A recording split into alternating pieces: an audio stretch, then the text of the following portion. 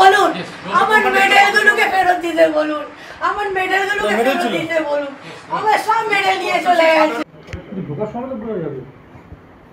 গুলো কোথায়? গুলো?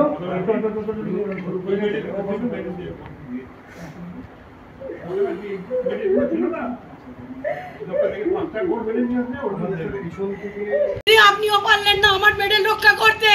6টা আমার গোল সব চলে গেল, এবার এর থেকে আর কিছু নেই। আমি ভেঙে পড়ছি, আমি ভেঙে পড়ার মেয়ে নয়, কিন্তু আমার মেডেলগুলো, আমার সম্পদ, আমার বুক ফাঁকা হয়ে যাচ্ছে। আমার মেডেলগুলো নেই দিদি, আপনি রক্ষা করুন।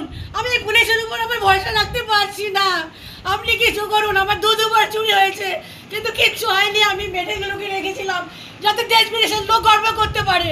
পশ্চিমবাংলার বুকে একটা মেয়ে এতগুলো মেডেল এখানে রেখেছে, যার জন্য আমি পদ্মশ্রী পেয়েছি, যার জন্য আমি অর্জুন পেয়েছি, তেইন নর্গে পেয়েছি। আমার কি লাভ বলুন? আমার কাছে নেই দিদি, আপনি রক্ষা করতে পারলেন না, আপনার পুলিশও রক্ষা করতে পারলো না। আমাদের যদি রক্ষা করতে না পারেন, আমাদের মেডেলগুলো রক্ষা করতে পারেন, তাহলে সেদিনকে কেন বলেছিলেন বুলা তুমি 6টা মেডেল নিয়ে এসেছো, তুমি দেশের গর্ব, তুমি একটা নিয়ে আসো? আমি আপনাকে 6টা গোল্ড মেডেল দিয়েছিলাম, ভারতের জাতীয় পতাকা তুলে ধরেছিলাম। আজকে আমার মেডেলগুলোর দায়িত্ব আপনার রাখা উচিত। আমি আপনাকে জোর দিয়ে বলছি, আমার মেডেল নেই, আমি না হলে কি করবো আমি জানি না। আমার এটা সম্পদ, আমার এটা সোনা দানা, আমার টাকা পয়সা চাই না, আমি কোনোদিনও চাইনি। আমি খালি কষ্ট করেছি, কষ্ট করেছি, কষ্ট করেছি, দিন রাত খালি জলে দেখেছি এই মেডেলগুলোর জন্য। আজকে আমার এই মেডেলগুলো ফাঁকা, আমার এই জায়গাটা ফাঁকা হয়ে গেছে দিদি। আমি জানি না আপনি কি করবেন, আমি কারো কাছে যাবো না। আর আপনি যদি আমার মেডেল না দিতে পারেন, আমি জানি না আমি কি করে ফেলবো, আমি জানি না আমি কি করে ফেলবো। কিন্তু আমার এটা জীবন, আমার এটা জীবন, আমার জল জীবন। আমি সারা জীবন জলে থেকেছি এই মেডেলগুলোর জন্য। আজকে আমার দেখুন, একবার তাকিয়ে দিদি দেখুন, আমার মেডেলটা পুরো ফাঁকা, আমার পুরো মেডেলটা ফাঁকা।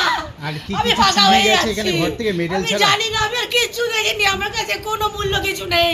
আমার দাদারা বলেছে বেসিনের কি নিয়ে গেছে, কল নিয়ে গেছে, ডাজন্ট ম্যাটার, ওগুলো দরকার নেই। আমার কিচ্ছু চাই না, আমার কিচ্ছু চাই না। ঘটনা হয়েছে বুলা তো অ্যাকচুয়ালি এখন বর্তমান থাকে বারাসাত কসবাতে, তো মাঝে মধ্যে আসে। তো আমার এক দাদা পাশের বাড়ি থাকে, উনি বুলার বাড়িটা দেখাশোনা করতো। উনি মাসখানেকের পর উনি একটু খুবই অসুস্থ, হাসপাতালে ভর্তি ছিলেন। তো আজকে আমার ভাইয়ের বউ কাজের লোক নিয়ে এসছে একটু পরিষ্কার করার জন্য। বুলার রোববার আসবে, আমাদের বাড়ির পাশে মনসা পুজো, ওখানে আসবে বলে পরিষ্কার করার জন্য। এসে দেখে যে একদম পিছনে দরজা দিয়ে ভেঙে, কলেস্ট্রল গেট ভেঙে, দরজা ভেঙে ভিতরে ঢুকে, মানে সবচেয়ে মূল্যবান জিনিস সাঁতার জগতের সমস্ত মেডেল নিয়ে চলে গেছে, এমনকি পদ্মশ্রী পুরস্কার সেটাও নিয়ে চলে গেছে। হ্যাঁ, পুরো আলমারি খালি করে দিয়েছে, একদম পুরো বাড়ি চারদিকে তছনছ করে চলে গেছে। পুলিশ প্রশাসনকে ফোন করা হয়েছে, উত্তরপাড়া থানার আইসি অমিতাভ বাবু এসছেন, উনি আশ্বাস দিচ্ছেন যে আমরা রিকভারি করব।